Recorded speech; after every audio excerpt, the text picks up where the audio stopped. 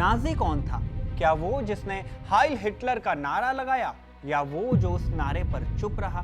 क्या वो जिसने आउशविच में गोली चलाई, या वो बाबू जिसने बस उस गोली का ऑर्डर टाइप किया? क्या वो जिसने यहूदियों का घर लूटा, या वो जिसने उस लूटे हुए घर में रहना कबूल कर लिया? 1945 में जब जर्मनी ने सरेंडर किया, ये सवाल 8 करोड़ लोगों के सामने एक आईने की तरह खड़ा था। हिटलर मर चुका था, लेकिन नाजीवाद जिंदा था।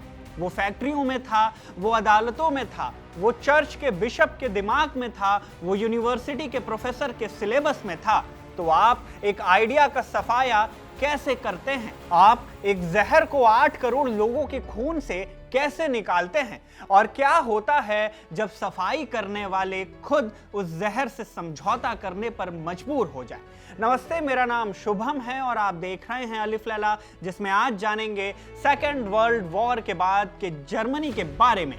युद्ध के बाद बचे हुए नाजी कहां गए, जर्मनी से नाजियों का सफाया कैसे हुआ, और सबसे बड़ी बात कि कैसे एक पूरे देश ने अपने अंदर से एक नफरती विचारधारा का खात्मा किया।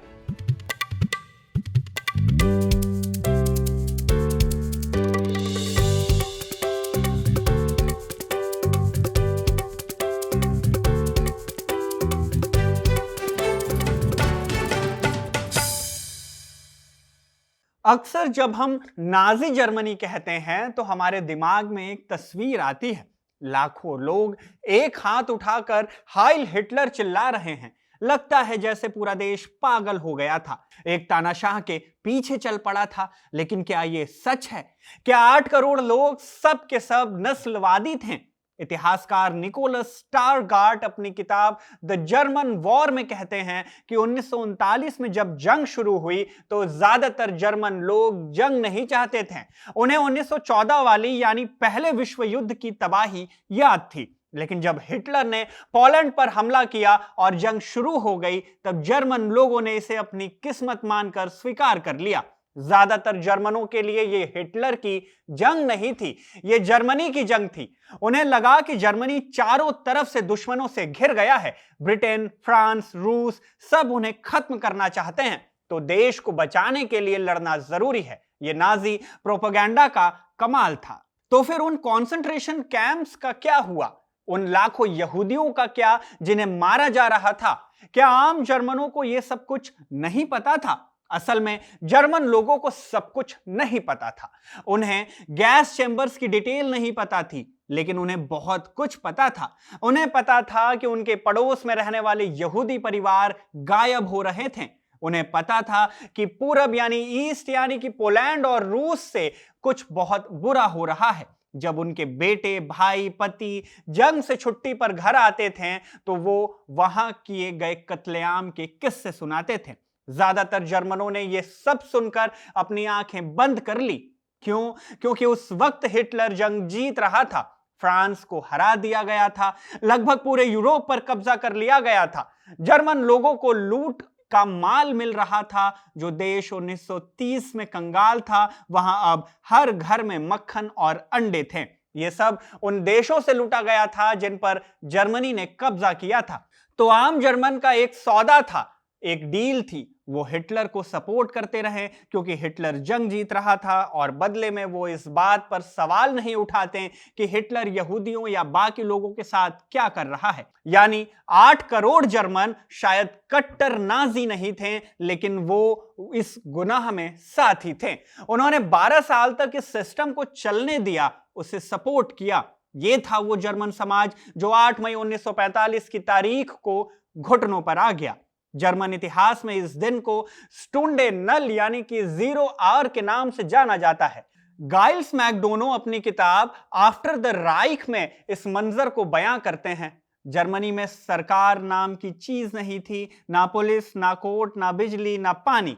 अकेले बर्लिन में 40 करोड़ क्यूबिक मीटर मलबा फैला था। लाखों लोग बेघर थे, औरतें और बच्चे सड़कों पे थे। लोग मलबा हटाकर ढूंढ रहे थे, शायद कोई आलू या लकड़ी का टुकड़ा मिल जाए। यह हाल सिर्फ जर्मन लोगों का ही नहीं था, बल्कि करोड़ों डिस्प्लेस्ड पर्सन्स का था। ये वो लोग थे जिन्हें नाजी यूरोप के कोने कोने से पकड़ कर लाए थे। इनमें थे यहूदी जो कॉन्सेंट्रेशन कैंप से जिंदा बचे थे। इनमें थे पोलैंड, यूक्रेन, रूस से लाखों मजदूर जिनसे जबरन फैक्ट्रियों में गुलामी कराई गई थी। अब ये सब आजाद थे, लेकिन इनके पास घर नहीं था, खाना नहीं था और इनके दिल में जर्मनों के लिए बेहिसाब नफरत थी। नतीजा हुआ कि इन लोगों ने गैंग बना लिए। वो जर्मन गांवों पर हमला करते हैं। बदला लेने के लिए पूरे जर्मनी में भयंकर अराजकता का माहौल था।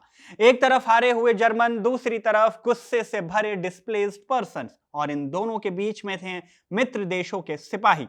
जो अमेरिकन, ब्रिटिश, फ्रेंच या सोवियत सिपाही जर्मनी में घुसा, उसे एक सख्त ऑर्डर मिला, पॉलिसी ऑफ नॉन फ्रेटरनाइजेशन, यानी किसी भी जर्मन से दोस्ती नहीं करनी, किसी के घर नहीं जाना, उनके बच्चों को चॉकलेट नहीं देनी और जर्मन औरतों से बिल्कुल दूर रहना। मकसद था जर्मनों को एहसास दिलाना कि वो हारे हैं और वो इस तबाही के जिम्मेदार हैं। लेकिन ये पॉलिसी कुछ ही हफ्तों में विफल हो गई।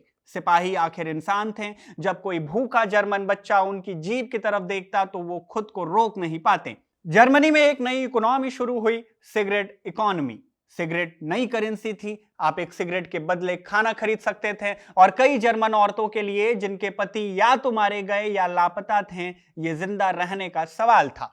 मित्र देशों को समझ आ गया कि सिर्फ नफरत से ये देश नहीं चलेगा, उन्हें गंदगी साफ करनी होगी। सफाई का पहला कदम था दुनिया को दिखाना कि इंसाफ हो रहा है, और इसके लिए शुरू हुए नूरमबर्ग ट्रायल्स। नूरमबर्ग वही शहर था जहां हिटलर अपनी बड़ी बड़ी रैलियां करता था। उसी शहर में एक इंटरनेशनल कोर्ट बैठी। इसमें नाजी जर्मन के सबसे बड़े लीडरों को कटघरे में खड़ा किया गया। हिटलर तो मर चुका था, उसके सिपह सलार हिमलर और जोसेफ गोबेल्स भी मर चुके थे, लेकिन जो जिंदा थे वो सब यहां थे। हरमन गोरिंग हिटलर का नंबर 2, रुडोल्फ हेस हिटलर का डेप्यूटी और 22 दूसरे बड़े नाजी अफसर। इन पर इल्जाम थे क्राइम्स अगेंस्ट ह्यूमैनिटी, यानी मानवता के खिलाफ अपराध। इस ट्रायल में 12 बड़े नाजियों को मौत की सजा मिली, बाकियों को उम्र कैद। लेकिन ये तो सिर्फ 24 लोग थे। उस नाजी पार्टी का क्या जिसके 80 लाख मेंबर थे? उस एसएस का क्या जिसमें 10 लाख लोग थे? उस जर्मन डॉक्टर का क्या जिसने विकलांग बच्चों को जहरीला इंजेक्शन दिया? उस टीचर का क्या जिसने बच्चों को नफरत सिखाई? इन 8 करोड़ लोगों का इंसाफ कैसे होता? इसके लिए जो प्रक्रिया अपनाई गई उसे नाम दिया गया डीनाजीफिकेशन, यानी नाजियों का सफाया। यह तरीका जर्मनी के अलग अलग हिस्सों में अलग अलग तरीके से हुआ। दरअसल विश्व युद्ध के खात्मे के बाद जर्मनी को 4 जोन में बांटा गया। एक हिस्सा अमेरिकन, एक ब्रिटिश, एक फ्रेंच और एक सोवियत संघ वाला। ब्रिटिश थोड़े प्रैक्टिकल थे, उन्हें देश भी चलाना था। उन्होंने कहा, देखो अगर कोई बड़ा नाजी नहीं है, बस छोटा मोटा सा मेंबर है और वो अच्छा डॉक्टर है, तो उसे काम करने दो। ऐसा ही कुछ फ्रेंच हिस्से में भी हुआ। असली बवाल मचाया अमेरिकियों ने। अमेरिकन हर चीज सिस्टम से कराना चाहते थे। उन्होंने एक सरकारी फॉर्म निकाला, इसे कहते थे प्रोगे बोगोन। ये 131 सवालों का एक फॉर्म था जो 18 साल से ऊपर के हर जर्मन को भरना था। आपको नौकरी चाहिए, फॉर्म भरो। आपको राशन कार्ड चाहिए, फॉर्म भरो। आपको अपनी दुकान खोलनी है, फॉर्म भरो। इसमें हर छोटी बड़ी बात पूछी गई थी। क्या आप 1933 से पहले नाजी पार्टी के मेंबर थे? क्या आपने एसएस को कभी चंदा दिया? क्या आप हिटलर यूथ में थे? इस फॉर्म के आधार पर हर जर्मन को 5 कैटेगरी में बांटा जाना था। कैटेगरी 1 में मेजर ऑफेंडर्स यानी बड़े अपराधी, कैटेगरी 2 ऑफेंडर्स यानी अपराधी और कैटेगरी 3 लेजर ऑफेंडर यानी छोटे अपराधी। कैटेगरी 4 फॉलोअर्स की थी। ये वो भेड़ें थीं जो बस भीड़ के साथ चलती रहीं। कैटेगरी 5 एक्सोनरेटेड की थी, यानी बेदाग। कागजों पर यह प्लान परफेक्ट था, लेकिन असलियत में यह बस मजाक बन गया। पहली बात, 8 करोड़ लोगों के 131 सवालों की जांच कौन करता? अमेरिकियों के पास इतने अफसर नहीं थे। दूसरी बात तो यह कि 12 साल के नाजी राज के बाद बेदाग यानी कि 5वीं कैटेगरी में कौन बचा था? जर्मनी में ऐसा कोई डॉक्टर नहीं था जो नाजी मेडिकल एसोसिएशन का मेंबर ना हो। कोई ऐसा वकील नहीं था जो नाजी लॉयर्स एसोसिएशन का मेंबर ना हो। अगर आप इन सबको नाजी मानकर काम से निकाल देते तो देश कैसे चलता? और यही हुआ भी। अमेरिकियों ने धड़ाधड़ लोगों को नौकरियों से निकाला। नतीजतन अस्पताल बंद हो गए क्योंकि सारे डॉक्टर कैटेगरी 3 या कैटेगरी 4 में चले गए। शहरों में पानी की सप्लाई ठप हो गई क्योंकि इकलौता इंजीनियर जो जानता था कि वाटर वर्क्स कैसे चलाना है वो 1938 में पार्टी का मेंबर बन गया। और इसी अराजकता में पैदा हुआ एक नया शब्द, पेरसिला शाइन। पेरसिल जर्मनी में एक डिटर्जेंट पाउडर का ब्रांड है और शाइन का मतलब है सर्टिफिकेट, यानी सफाई का सर्टिफिकेट। जब जर्मनों को लगा कि इस फॉर्म से बचना मुश्किल है तो उन्होंने एक दूसरे को क्लीन चिट देनी शुरू कर दी। मान लीजिए मैं एक फैक्ट्री का मालिक हूं और मैं नाजी था, मुझे पेरसिला शाइन चाहिए, तो मैं अपने किसी यहूदी दोस्त या चर्च के पादरी से एक चिट्ठी लिखवा लाता था। नहीं नहीं, ये तो बहुत अच्छे आदमी हैं, इन्होंने तो मेरी मदद की थी, ये दिल से नाजी नहीं थे, ये तो बस मजबूरी में पार्टी में शामिल हुए थे। ये पेरसिला शाइन लाखों की संख्या में बटे, हर कोई किसी न किसी को बेदाग साबित कर रहा था। नतीजा ये हुआ कि जो छोटी मछलियां थी वो तो फंस गई, वो पोस्टमैन, वो टीचर, उन्हें नौकरी से निकाल दिया गया, उनका राशन बंद हो गया। लेकिन जो बड़ी मछलियां थी वो असली अपराधी थे, वो पेरसिला शाइन का इस्तेमाल करके या झूठ बोलकर सिस्टम से बच निकले। अमेरिकियों को समझ आ गया था कि उनका फ्रॉगे बोगेन यानी सरकारी फॉर्म वाला सिस्टम फेल हो चुका है, तो अमेरिकियों ने अपना तरीका बदल लिया। उन्होंने सोचा अगर एक एक आदमी को सजा देना मुश्किल है तो क्यों ना 8 करोड़ लोगों को एक साथ ही सजा दे दी जाए। इसे नाम दिया गया कलेक्टिव गिल्ट, यानी सामूहिक अपराध बोध। इसका मतलब था तुम सब जिम्मेदार हो, तुम्हारे पड़ोस से यहूदियों को उठाया गया और तुमने कुछ नहीं किया, तुम्हारे नाम पर पोलैंड में कत्लेआम हुआ और तुम चुप रहे, इसलिए तुम सब, पूरा जर्मन समाज इस गुनाह का जिम्मेदार है।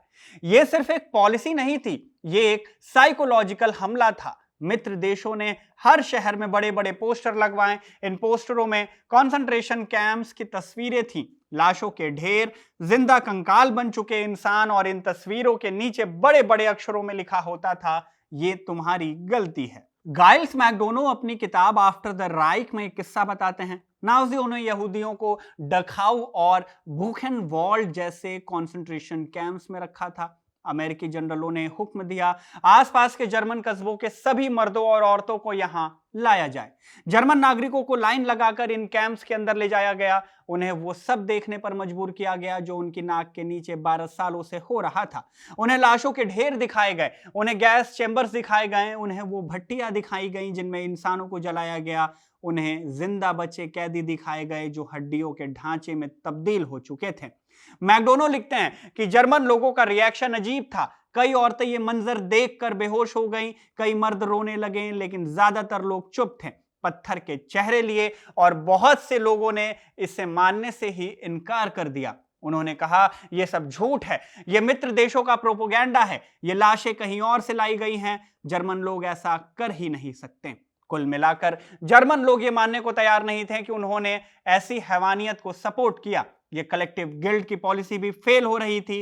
अब आप 8 करोड़ लोगों को एक साथ गुनाहगार कहते हैं तो असल में आप किसी को भी गुनाहगार नहीं कह रहे होते। हर कोई अपनी जिम्मेदारी दूसरे पर डाल देता।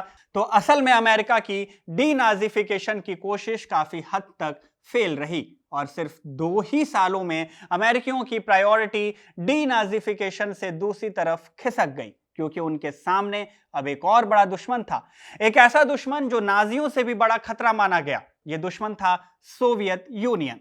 अचानक से अमेरिका और ब्रिटेन को एहसास हुआ कि असली जंग तो अब शुरू होनी है, कोल्ड वॉर। और इस कोल्ड वॉर का ग्राउंड जीरो कहां था?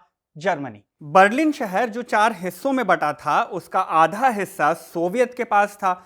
ईस्ट बर्लिन सोवियत कंट्रोल में था, जबकि वेस्ट बर्लिन अमेरिका और ब्रिटेन के कंट्रोल में। लड़ाई का मैदान खींच चुका था। ऐसे में अमेरिकियों को समझ आ गया कि वो एक ही वक्त में 2 काम नहीं कर सकते। वो 8 करोड़ जर्मनों को सजा भी दें और उन्हीं जर्मनों से सोवियत के खिलाफ लड़ने में मदद भी मांगे। ये हो नहीं सकता। 1948 में बर्लिन ब्लॉक्ड हुआ। सोवियत संघ ने वेस्ट बर्लिन की सारी सप्लाई रोक दी। अब जर्मन अमेरिका के दुश्मन नहीं थे, वो विक्टिम थे जिन्हें सोवियत कम्युनिज्म से बचाना था। बस यहीं पर डिनाजिफिकेशन की गाड़ी पर ब्रेक लग गया, बल्कि गाड़ी रिवर्स गियर में डाल दी गई। जो अमेरिकन 1945 में कलेक्टिव गिल्ट के पोस्टर लगा रहे थे, वही अमेरिकन अब मार्शल प्लान के तहत जर्मनी में अरबों डॉलर खर्च कर रहे थे। अरे भूल जाओ पुरानी बातें, चलो देश बनाते हैं, फैक्ट्रियां खोलते हैं। डिनाजिफिकेशन का जो मुश्किल काम था उसे कालीन के नीचे दबा दिया गया। कैसे? वो भी बहुत चालाकी से। अमेरिकियों ने कहा कि देखो, यह सफाई का बहुत बड़ा काम है, हम बाहर वाले ये नहीं कर सकते, ये काम खुद जर्मनों को करना चाहिए। उन्होंने ये पूरा फ्रॉगे बोगोन का सिस्टम, ये 5 कैटेगरी का हिसाब, ये सब उठाकर नई बनी वेस्ट जर्मन सरकार को थमा दिया। और यहीं पर सबसे बड़ा मजाक हुआ। जब ये डिनाजिफिकेशन के ट्रिब्यूनल्स जर्मनों को सौंपे गए तो जज की कुर्सी पर कौन बैठा? कई मामलों में जज की कुर्सी पर वही आदमी बैठा जो खुद 1935 में नाजी पार्टी का मेंबर बना था। यानी अब नाजी ही नाजी का इंसाफ कर रहा था। इस पर तुर्रा ये कि जर्मन सरकार ने आते ही सबसे पहले एमनेस्टी बांट दी, यानी आम माफी। उन्होंने कहा, देखो, जो छोटी मछलियां हैं, जो बस भीड़ के साथ चल रहे थे, उन सबको माफ कर दो। एक झटके में लाखों लोग डिनाजिफाइड हो गए। जो टीचर, जो पोस्टमैन, जो क्लर्क, जो फ्रॉगे बोगेन की वजह से नौकरी से निकाल दिए गए, वो सब अब वापस आ गए। लेकिन बड़ी मछलियों का क्या हुआ? उन जजों का क्या जिन्होंने नाजी कानून लागू किए? उन अफसरों का क्या जिन्होंने यहूदियों की संपत्ति जब्त की? उन डॉक्टरों का क्या? इनके लिए 1951 में एक और कानून लाया गया। इसे कहते हैं आर्टिकल 131 लॉ। यह कानून कहता था कि जो भी पूर्व नाजी सरकारी अफसर 1945 में नौकरी से निकाला गया था, उसे वापस से नौकरी पर रख लिया जाए। सिर्फ रखा नहीं जाए, बल्कि उसे बैंक पे यानी कि पिछले 6 साल की सैलरी और प्रमोशन भी दी जाए। यह सफाई अभियान का ऑफिशियल अंत था। जिस डॉक्टर ने विकलांगों को इंजेक्शन दिए थे, वो वापस सरकारी अस्पताल में हेड ऑफ डिपार्टमेंट बन गया। जिस जज ने नस्लीय कानून लागू किए, वो वापस कोर्ट में बैठकर इंसाफ करने लगा। जिस प्रोफेसर ने यहूदी प्रोफेसरों को यूनिवर्सिटी से निकलवाया, वो वापस वाइस चांसलर बन गया। और जानते हैं क्यों? क्योंकि वेस्ट जर्मनी को इन लोगों की जरूरत थी। देश को चलाने के लिए डॉक्टर, जज, इंजीनियर, प्रोफेसर चाहिए थे। और 12 साल के नाजी राज के बाद बेदाग आदमी मिलना बेहद मुश्किल था। तो सफाई से ज्यादा जरूरी समझौता हो गया।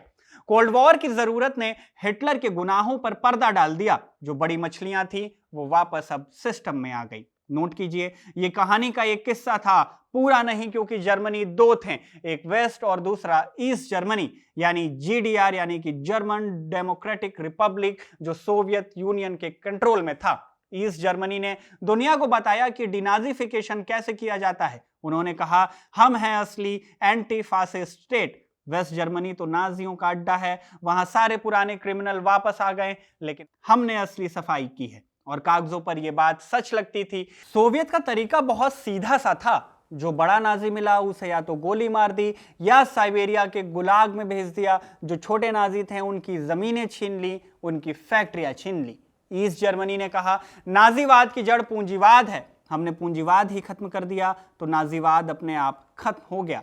ये सुनने में बहुत अच्छा लगता था, लेकिन क्या ये सच था? सच ये था कि ईस्ट जर्मनी में पेरसिलाशाइन यानी डिटर्जेंट सर्टिफिकेट से भी तेज एक चीज चलती थी, वो थी कम्युनिस्ट पार्टी की मेंबरशिप। अगर आप एक नाजी थे और आप पर डिनाजिफिकेशन की आंच आ रही थी, तो बचने का एक सिंपल तरीका था, आप फौरन कम्युनिस्ट पार्टी के मेंबर बन जाइए। आप ऐलान कर दीजिए कि मैं बदल गया हूं, मुझे अपनी गलतियों का एहसास है, अब मैं एंटी फासिस्ट हूं, और बस आपके सारे गुनाह माफ। ईस्ट जर्मनी की कुख्यात सीक्रेट पुलिस थी स्टासी। स्टासी को बनाने वाले कई अफसर कौन थे? वो हिटलर की पुलिस गेस्टापो के पुराने मेंबर थे। क्यों? क्योंकि उन्हें तजुर्बा था, उन्हें पता था कि लोगों पर नजर कैसे रखनी है, उन्हें पता था कि दुश्मनों को कैसे तोड़ना है। तो इस तरह असलियत में विश्व युद्ध के बाद नाजियों का सफाया हुआ ही नहीं, बस उनकी रीब्रांडिंग कर दी गई। ये रीब्रांडिंग हालांकि सबको नसीब नहीं हुई। नाजी पार्टी के बड़े अफसर, कॉन्सेंट्रेशन कैंप्स के कमांडर, ये लोग जानते थे कि दुनिया कभी उनके गुनाह नहीं भूलेगी, इसलिए ये लोग गायब हो गए। हवा में नहीं, एक पूरा सिस्टम काम कर रहा था इन्हें भगाने के लिए। इसे कहते हैं रेड लाइंस, यानी कि चूहों का रास्ता। ये एक सीक्रेट अंडरग्राउंड नेटवर्क था। इनमें कौन शामिल था? इनमें वेटिकन के कुछ बिशप शामिल थे। वो नाजियों से नफरत नहीं करते थे, वो कम्युनिस्टों से नफरत करने वाले थे। उन्होंने इन नाजियों के लिए फर्जी रेड क्रॉस के कागज बनवाए, उन्हें रिफ्यूजी बताकर इटली के रास्ते साउथ अमेरिका भेज दिया। अर्जेंटीना, ब्राजील और चिली जैसे देशों में भी इन्हें भेजा गया। इन रेड लाइंस का इस्तेमाल करने वाले नाजियों में बड़े बड़े नाम थे। योसेफ मेंगेले, आउशविच कैंप का मौत का फरिश्ता जो बच्चों पर एक्सपेरिमेंट करता था। क्लाउसी बार्बी, जिसे बूचर ऑफ लियोन नाम दिया गया, और अडोल्फ आइकमन, ये नाम जरूर याद रखिए। ये कोई जनरल नहीं था, ये डेस्क पर बैठने वाला एक बाबू था, एक ब्यूरोक्रेट था। इसका काम था लॉजिस्टिक्स संभालना। किस चीज का लॉजिस्टिक्स? फाइनल सॉल्यूशन का, यानी 60 लाख यहूदियों को मारने का पूरा प्लान। कौन सी ट्रेन कब चलेगी, किस कैंप में कितने गैस चेंबर लगेंगे, कितना ज़ाइक्लोन बी गैस का ऑर्डर देना है, यह सब आइकमैन की फाइलों में ही होता था। वो नरसंहार का मैनेजर था। 1945 में आइकमन अमेरिकियों की पकड़ में आया, लेकिन उसने अपना नाम कुछ और ही बताया और फिर एक कैंप से फरार हो गया। 10 साल तक वो जर्मनी में ही छिपा रहा, एक लकड़हारे का काम करता रहा। फिर 1950 में रेड लाइंस का इस्तेमाल करके वो एक फर्जी पासपोर्ट बनवाकर अर्जेंटीना भाग गया। ब्यूनस आयर्स में रहने लगा, मर्सिडीज बेंज की फैक्ट्री में काम करने लगा। उसे लगा वो बच गया, लेकिन एक देश था जो भूला नहीं था, इजराइल।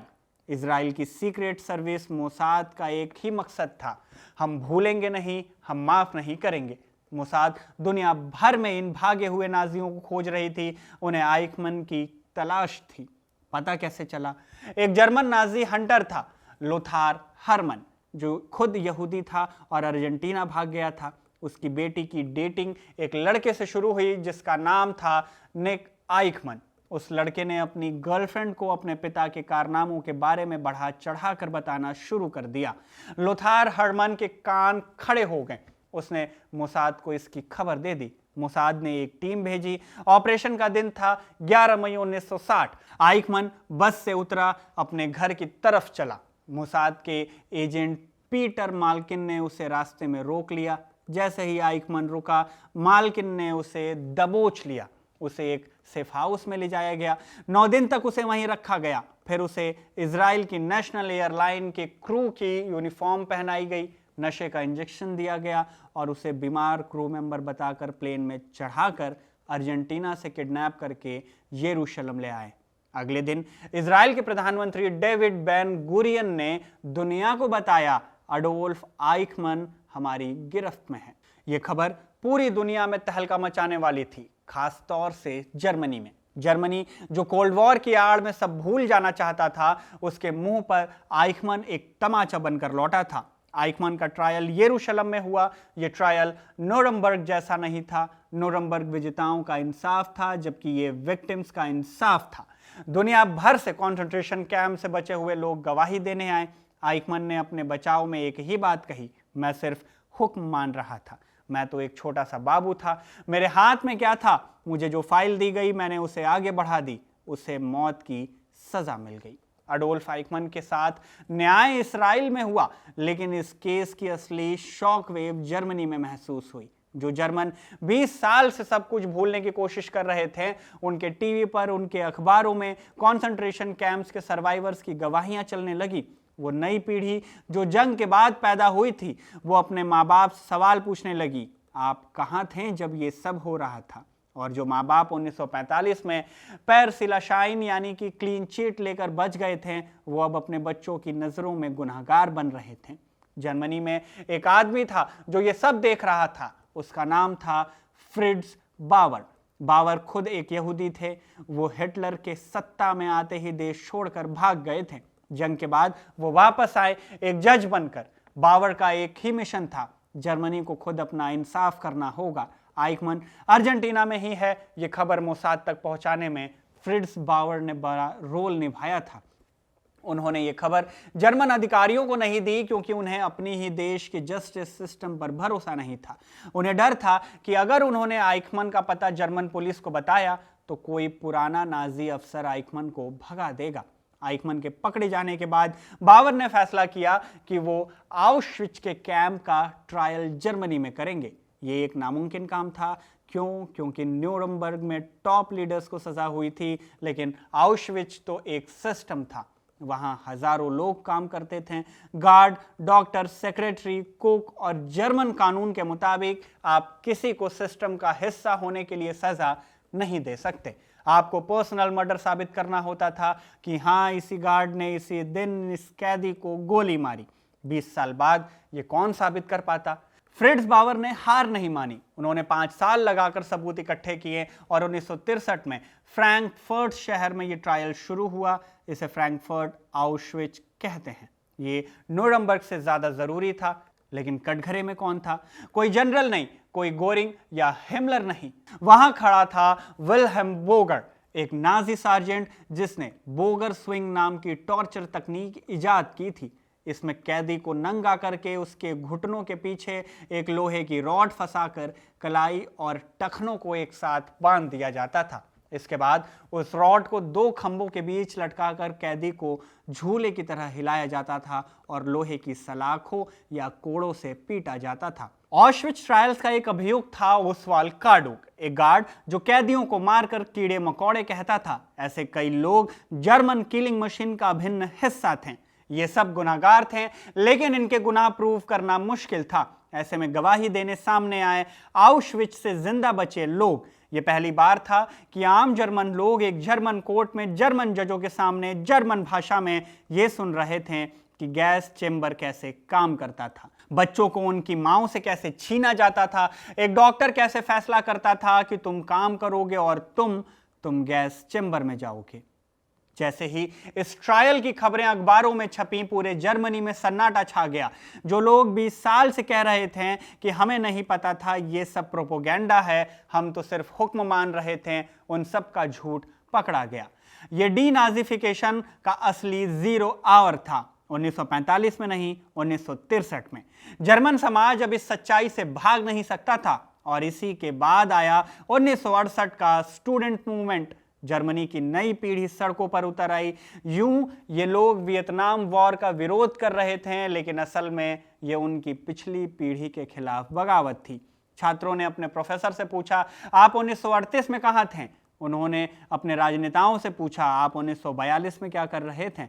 उन्होंने अपने पिताओं से पूछा, आपने जंग में क्या किया था? जो नाजी आर्टिकल 131 लॉ का फायदा उठाकर वापस सिस्टम में बैठ गए थे, उन्हें अब स्टूडेंट्स खदेड़ खदेड़ कर निकाल रहे थे। ये वो सफाई थी जो अमेरिकन फ्रॉगे बोगोन नहीं कर पाया।